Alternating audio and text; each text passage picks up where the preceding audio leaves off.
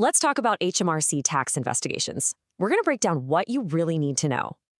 You get that brown envelope, your heart sinks. So what actually happens now? Let's find out.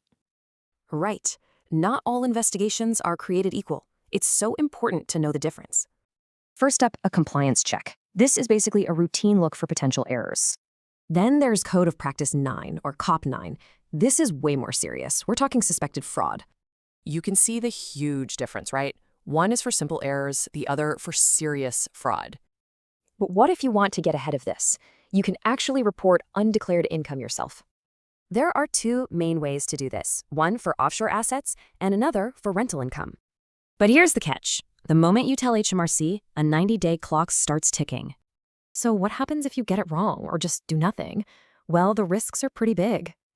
You're looking at some serious financial penalties, and they get way worse if HMRC finds you first.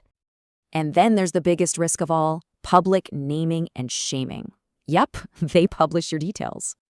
Just think about what that does to your reputation with banks, customers, everyone. Okay, so how on earth do you handle this and still protect your interests? A specialist firm can act as a buffer, a crucial one actually, between you and HMRC. Here's what they bring to the table. 4 huge advantages. First, they've got the resources. They can work fast and get results without dragging things out. They're also completely objective, so they're not just trying to cover up an old agent's mistakes. And their goal is simple. Agree on the lowest possible settlement, so you don't overpay. So the key takeaway? With the right help, you can turn all that anxiety into a clear plan. Hopefully that clears things up.